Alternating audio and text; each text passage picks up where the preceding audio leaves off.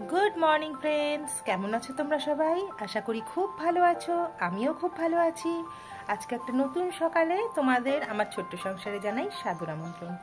एखन सकाले बाजे 8टा सकाल 8टा उठेছি ওই 6:45 নাগাদ 6:30 6:45 কারণ মেয়ের তো এক্সাম চলছে ও গেছে স্কুলে বড় বেরিয়েছে তারপরে মেয়ে বেরিয়ে গেল যখন আজকে ওর গাড়িটা একটু লেট করেছে তো 7:25 জায়গায় এই 7:15 জায়গায় সরি 7:30টায় গাড়ি এসেছে তো যাই হোক ও বেরোবার পর একটুখানি ল্যাদ খাচ্ছিলাম তারপরে বিছানাপাটি গুছিয়ে টুচিয়ে এখন এই জামা কাপড় সব বাইরে কাঁচা হয়েছে এই যে সব কাঁচা হয়েছে এবার এগুলোকে তুলবো সব শুকিয়ে গেছে যা গরম পড়েছে না বলো না মানে জামা কাপড় মেলার পর 1 ঘন্টাও টাইম লাগছে না শুকিয়ে যেতে রোদ পড়ুক আর না পড়ুক এমনি শুকিয়ে যাচ্ছে জামা কাপড় তো যাই হোক এই দেখো রান্নাটা এখনো খুলিনি এসিটা চলছিল ঘরটা একটু একটু ঠান্ডা আছে তো খুলিনি কেন খুললেই তো বাইরের হিট চলে আসবে ওই জন্য আর খুলিনি বিছানাপত্র সব গুছিয়ে টুচিয়ে নিয়েছি এই দেখো কালকে রাত্রে সেই মাসকাবাড়ি পেটি এসেছে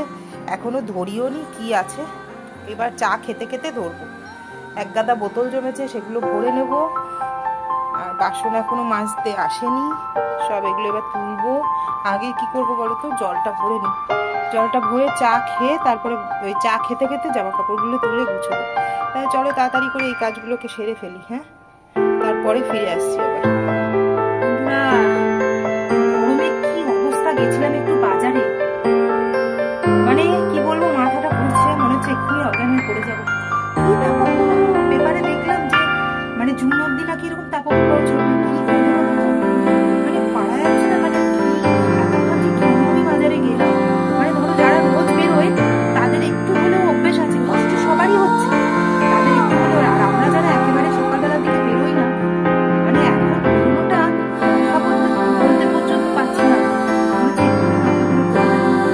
এলাম বাড়িতে দেখো বাজার করে কি সব হয়েছে বাজার করতে কি কি এনেছি তোমাদের দেখাচ্ছি প্রথমেই দেখাই এনেছি তরমুজটা লাল একদম লাগলো 2 কিলো আছে আর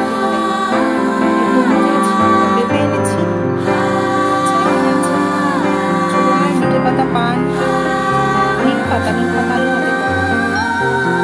আর আছে ছোট আমের জন্য জামরুল পেঁপে জামরুল সব ওনার ছোট আমের আচ্ছা এখানে এনেছি এই যে এখন রান্না করবো এঁচড় এনেছি এখানে আছে বিনস গাজর ক্যাপসিকাম আর বেগুন ভাজবো বেগুন এনেছি এখানে আছে পেঁয়াজ এই বাজার করে হাঁপাতে এসছি বাড়ি কি জ্বালাতন বলো এই গরমে মানুষ কি করে টিকবে বলো এই বাজার এনেছি বাজারগুলো জানো এই এখন 10:30 বাজে তাতেই যেন মানে কি বলবো শুকিয়ে কেমন একটা হয়ে যাচ্ছে বাজারগুলো কি করবে ওরাই বা রাখবে কি করে বলো তো এই গরমের মধ্যে সব যেন জ্বলে পুড়ে যাচ্ছে রোদের জ্বালায় মুগ ডাল ভিজিয়ে রেখে দিয়েছি চালগুলো নিয়ে আর ধোয়া এখনো হয়নি আগে কিছু খেয়ে নি একটুখানি এখন ব্রেকফাস্ট করিনি জানো একটুখানি খেয়ে নিয়ে তারপরে রান্নাঘরের কাজে হাত লাগাবো চলো তাহলে কাজগুলো করে নি আজকের ভিডিওটা কিন্তু খুব ইন্টারেস্টিং হতে চলেছে একটা খুব ভালো রেসিপি আমি তোমাদের সাথে শেয়ার করতে চলেছি তো ভিডিওটা না টেনে না স্কিপ করে পুরো ভিডিওটা দেখো তো শেষের দিকে আমার একটা খুব সুন্দর রেসিপি তোমরা পাবে যেটাতে করে বাড়িতে যদি তোমরা বাড়ির লোকজনকে খাওয়াও খুব প্রশংসা পাবে এটা আমি গ্যারেন্টি সহকারে বলতে পারি তাহলে চলো ভিডিওটা দেখতে থাকো আবার ফিরে এলাম তোমাদের কাছে একটা রেসিপি নিয়ে আজকে একটা এমন রেসিপি শেখাচ্ছি যেটার জন্ম হচ্ছে আমাদের ইন্ডিয়ান নয় এটা বাংলাদেশের একটা রান্না কিন্তু এখন বাংলাদেশের রান্না বলো আফগানিস্তান বলো পাকিস্তান বলো যে কোনো রান্নাই কিন্তু আমাদের দেশে খুবই পপুলার আমরা খুবই ভালোবাসি যে কোনো দেশের রান্না খেতে যাই হোক এটা একটা বাংলাদেশের রেসিপি এটা হচ্ছে মাটন তেহারি হ্যাঁ মাটন তেহারি এটা তার জন্য আমাদের কি কি লাগছে তাই আমি তোমাদের আজকে দেখিয়ে দিচ্ছি এখন এটার জন্য আমার আগে লাগছে মাটন আমি আজকে অল্প করে বানাবো 300-350 গ্রাম মতো মাটন আমি ম্যারিনেট করে রেখেছি কি কি দিয়ে ম্যারিনেট করেছি তোমাদের আগে দেখানো হয়নি আমি এখন ভালো করে বুঝিয়ে দিচ্ছি এর মধ্যে দিয়েছি আমি টক দই ধনে গুঁড়ো 1 চামচ চা চামচ জিরে গুঁড়ো 1 চা চামচ ধনেটা একটু বেশি জিরেটা একটু কম দেবে আচ্ছা তার মধ্যে দিয়েছি গোলমরিচ গুঁড়ো আর সর্ষের তেল আদা রসুন বাটা আর নুন এই দিয়ে এটাকে ম্যারিনেট করে আমি প্রায় 1 ঘন্টা মতো রেখে দিয়েছিলাম। তোমাদের হাতে টাইম থাকলে 1-1.5 ঘন্টা রাখতে পারো, 2 ঘন্টা রাখতে পারো, আর যদি সময় না থাকে তাহলে আধা ঘন্টা রেখেও বা 10-15 মিনিট রেখেও রান্নাটা করতে পারো। আচ্ছা, মাটনের পিসগুলো কিন্তু এরকম ছোট ছোট করে কাটতে হবে। হ্যাঁ, এটা চালের সাথে হবে তো, বেশি বড় করলে তাহলে তোমাকে আবার কুকার ব্যবহার করতে হবে। তো আমি এখন কুকার আজকে দেব না, আমি ডাইরেক্ট কড়াতেই এটা করব। ভালো করে কষিয়ে নিয়ে সেদ্ধ যখন 80% হবে তারপরে নেক্সট প্রসেসটা হবে। আচ্ছা, এখানে আমার লাগছে পেঁয়াজ কুচি, আমি বেশ কিছুটা পেঁয়াজ কুচিয়ে রেখেছি। এটা কিন্তু সবটা আমার এর মধ্যে লাগবে না মাংস, এটাকে অর্ধেকটা আমি সরিয়ে রাখবো। আচ্ছা, এখানে আছে আরও আদা রসুন বাটা, এখানে আমার আছে ঘরে বানানো বিরিয়ানি মশলা। এখানে আচ্ছা, এটার মধ্যে আমি একটু গরম মশলা গুঁড়ো দিয়েছি। এটা আমার আছে ঘরে বানানো বিরিয়ানি মশলা। এখানে আছে ফোড়নের জন্য, দাঁড়াও হাতটা ধুয়ে নিই, দেখিয়ে দিই। এখানে আছে ফোড়নের জন্য তেজপাতা, গোটা গরম মশলা, ঠিক আছে। আর এখানে আছে একটু সাজিরে, সাজিরেটা আমার পরে লাগবে। আর এখানে বড় বড় করে আলু, সবাই বাংলাদেশে যারা অরিজিনাল বানায় তারা আলু দেয় না, কিন্তু আমরা বাঙালিরা সবেতে একটু আলুকে ঢুকিয়ে দিতে ভালোবাসি। তো যাই হোক, এখানেও আমি আলুকে ঢুকিয়ে দিয়েছি। সেটা হচ্ছে ডুমো করে কটা আলু কেটে রেখেছি। আগে আমি কি করব, নুন দিয়ে এই কড়াই দিয়েছি সর্ষের তেল প্যানের মধ্যে। এই রান্নাটা কিন্তু সম্পূর্ণ সর্ষের তেলে হবে। সর্ষের তেল লাগবে আর কাঁচা লঙ্কা লাগবে, কাঁচা লঙ্কা, সর্ষের তেল। আর আচ্ছা, আরেকটা জিনিস লাগছে, সেটা হচ্ছে এই গোবিন্দভোগ চাল। এই গোবিন্দভোগ চালকে আমি ভালো করে পরিষ্কার করে ধুয়ে এই খবরের কাগজের মধ্যে জল ঝরিয়ে একদম শুকনো করে রেখেছি। একদম ঝরঝরে হতে হবে চালটা, যেন একটু জল না থাকে এর মধ্যে। তাওয়ার মধ্যে দিলাম অল্প একটু নুন, আলুটা আমি ভাজবো এর মধ্যে। আচ্ছা, আলুটার মধ্যে না তোমরা চাইলে একটু ফুড কালার বা হলুদ, মানে হলুদ দেবে না, একটু ফুড কালার মাখিয়ে আলুটা ভাজতে পারো, বাট আমি ফুড কালার দিচ্ছি না। আমি শুধু নুন দিয়েই আলুগুলোকে তাওয়ার মধ্যে দিয়ে দেবো, দিয়ে হালকা করে ভেজে তুলে নেবো। আলুটা আমি এরকম ভাবে লাল লাল করে ভেজে তুলে রেখেছি, তুলে রাখলাম। এবার এই তেল যেটা রয়েছে, এই তেলটুকুর মধ্যে আমি রান্নাটা করব। এর মধ্যে আমি আগে ফোড়নটা দিয়ে দেবো, তেজপাতা আর গোটা গরম মশলা ফোড়ন দিলাম। ফোড়নটা থেকে একটা মিষ্টি গন্ধ আসবে।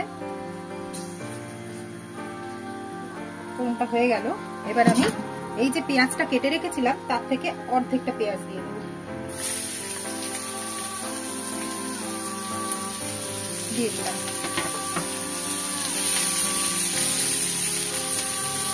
দিয়ে পেঁয়াজটাকে একটু হালকা হালকা ভাজতে হবে, লাল করার দরকার নেই, হালকা একটুখানি পেঁয়াজটা নরম হলেই হবে। পেঁয়াজটা দেখো হালকা হালকা ভাজা হয়ে গেছে। এবার আমি কি করব, এর মধ্যে মাংসটা অ্যাড করব।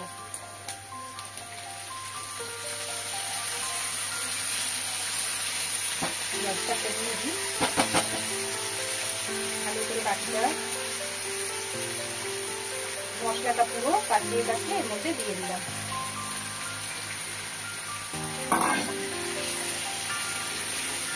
এবার মাংসটা খুব ভালো করে কষানো হবে। আচ্ছা, তেহারির মধ্যে কিন্তু হলুদ দেয় না, হ্যাঁ, হলুদ দেওয়া যায় না। এর মধ্যে আমি একটু দেবো গুঁড়ো লঙ্কা। তোমরা ঝালটা যে যে রকম খাবে সেই অনুযায়ী গুঁড়ো লঙ্কাটা এর মধ্যে ইউজ করবে।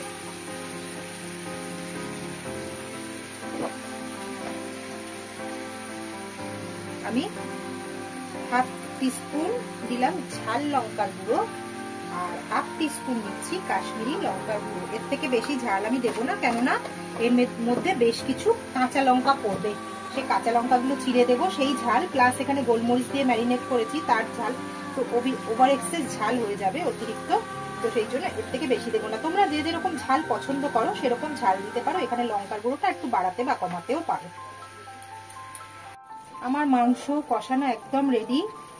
নামাবার একটু আগে আমি ভাজা আলুগুলো এর মধ্যে দিয়ে দিয়েছি, সেগুলো দিয়েও মাংসটাকে কষিয়ে নিয়েছি। তেল ছেড়ে দিয়েছে পুরো, মাংসটা রেডি। এবারে আমি এর মধ্যে দেবো একটু গোলাপ জল, আর যদি মনে হয় যে গোলাপ জল ছাড়া তোমরা একটু কেওড়া জলও দিতে পারো। যাই হোক, আমি গোলাপ জলটাই দিয়ে দিলাম। আমার কাছে এই দেড় চা চামচ মতোই ছিল, গোলাপ জল শেষ। যাই হোক, আমি ওইটুকুই দিয়ে দিলাম এর মধ্যে। এবার এটাকে মিক্স করে নিয়ে সরিয়ে দেবো, দিয়ে আর একটা কড়াই আমার লাগবে। আর এইদিকে বসিয়ে দিয়েছি গরম জল লাগবে।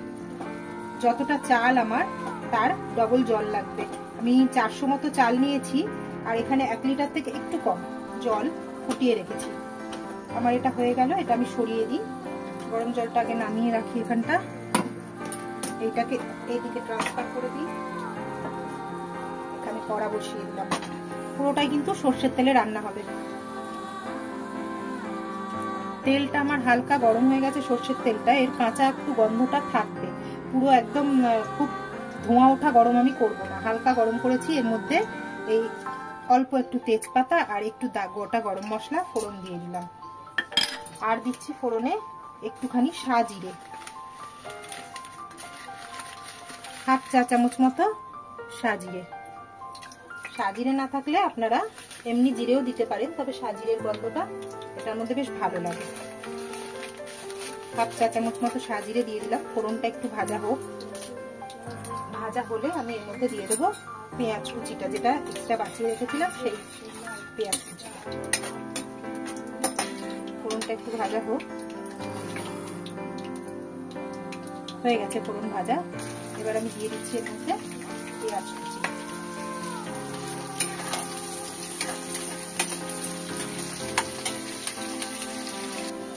পেঁয়াজটা আমার হালকা, দেখো হালকা হালকা ভাজা হয়ে গেছে। এবার আমি এর মধ্যে দেবো একটু আদা রসুন বাটা। আদা রসুন বাটা ধরো 1.5 চা চামচ দিয়ে দিলাম, 1.5 চা চামচ আদা রসুন বাটা। পেঁয়াজ আমি এখানে নিয়েছিলাম জানো তো, বড় সাইজের 3টে পেঁয়াজ নিয়েছিলাম, সেটা হাফ আমি দিলাম এখানে, হাফ নিয়েছি মাংস।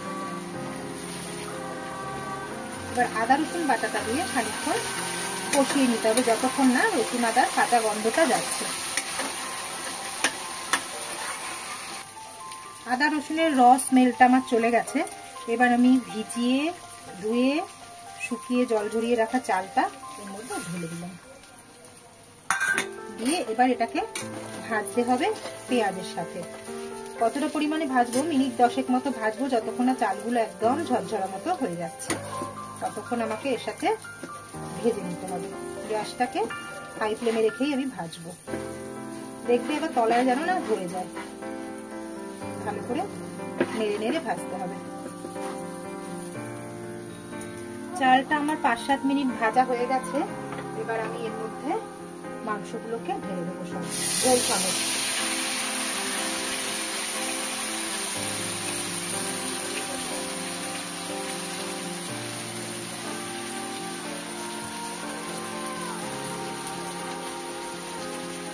ভালো করে কাটিয়ে দিয়ে দিলাম। এবার এটা মেশাবো, এর মধ্যে ভালো করে মিক্স করবো।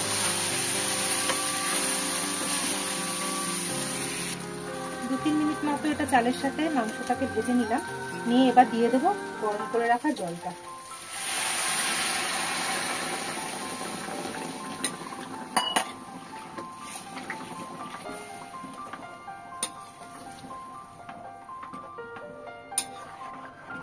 ভালো করে মিশিয়ে নেব।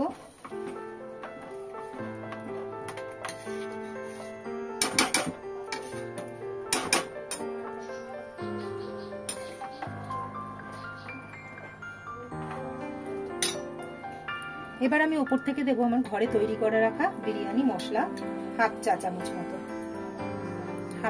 মতো বিরিয়ানি মশলাটা দিয়ে দিলাম। আর দিয়ে দেবো 1 মুঠো কাঁচা লঙ্কা। এর মধ্যে কয়েকটা লঙ্কা আমি ফাটিয়ে মানে ভেঙে 2 টুকরো করে দেবো, আর কিছু গোটাই দেবো।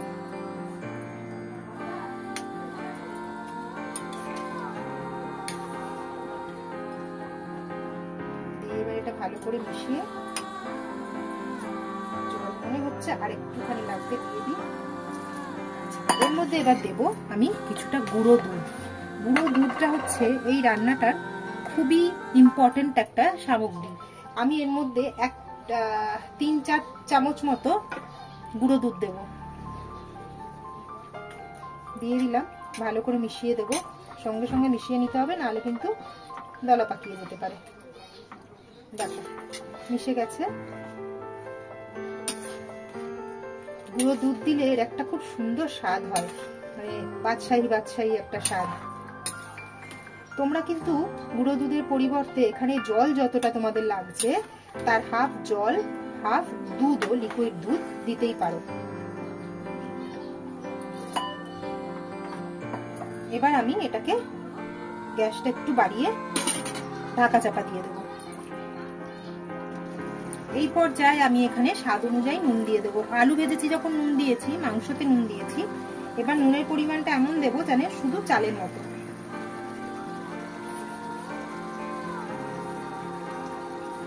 ব্যাস, আমার ওই 1.5 চা চামচ মতো নুন আমি দিয়ে দিলাম, এর বেশি আমি দেবো না। ভালো করে মিশিয়ে দিই।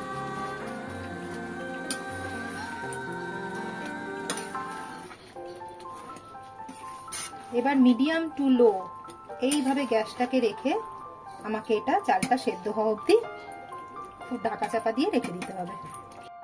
আমার মাটন তেহারি একদম রেডি।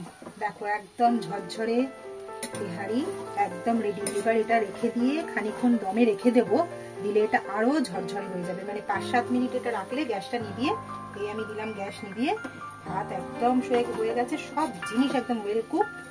এবার আমি এটাকে ভালো করে মিক্স করে নিলাম মাংসের সাথে দিয়ে, এবার এটা খেলিয়ে ছড়িয়ে দিই। একদম রেডি আমার মাটন তেহারি। এবার এটা একটু চাপা দিয়ে আমি গ্যাস নিভিয়ে দিয়েছি। 5 মিনিটের জন্য এটা আমি রেস্টিং টাইম দেবো, তাহলে ভাতটা আরো ঝরঝরে হয়ে যাবে। আমার মাটন তেহারি একদম থালায় রেডি। দেখো এই যে, তার সাথে স্যালাড, শসা, পেঁয়াজ। আচ্ছা, তেহারিতে বাংলাদেশের লোকেরা লেবু খাবেই, তো আমি লেবু একটা এনেছি। আমি জানি না ওরা কি করবে। এই যে মেয়ের থালা রেডি, আর এটা আমার বরের থালা রেডি। এবার এরা লেবু দিয়ে খাবে কিনা আমি জানি না। স্যালাডটা কেটেছি। এই আমার তেহারি একদম রেডি। কেমন লাগলো তোমরা প্লিজ বলো। ফ্রেন্ডস, এখন বাজে সন্ধ্যে 7টা। এখন আমি বেরোচ্ছি একটুখানি ডাক্তারের কাছে আমার চেক আপের জন্য। তো সুগার টেস্টিংটা করিয়েছিলাম, তো সেটার রিপোর্টটা ডাক্তারবাবুকে দেখাতে হবে। ওষুধে কিছু চেঞ্জেস আসবে কিনা সেটার জন্য যেতে হবে। তো আস্তে আস্তে রেডি হচ্ছি। এবার যাব। ফোন করেছিল, ও বলেছিল 8টা নাগাদ পৌঁছতে। তো যাই হোক, 8টার মধ্যে এখন আস্তে আস্তে রেডি হচ্ছে, হয়ে বেরিয়ে যাব। তাহলে চলো, আজকের মতো আমার ভিডিওটা আমি এখানেই শেষ করছি। গলা খুশখুশ করছে। আজকের মতো ভিডিওটা আমি এখানেই শেষ করছি। আমার ভিডিওটা যদি ভালো লাগে তাহলে প্লিজ একটা লাইক, শেয়ার আর সাবস্ক্রাইব করে দিও। আর আমার চ্যানেলে যা ভালো লাগবে না লাগবে আমার ভিডিওর মধ্যে, সেগুলো আমাকে কমেন্টসের মাধ্যমে জানিও প্লিজ। আর কিরকম টাইপের রেসিপি বা কিরকম টাইপের ভিডিও তোমরা দেখতে চাইছো আমাকে জানিও। আমি তাহলে তোমাদের সেই আশাটা পূরণ করার চেষ্টা করবো।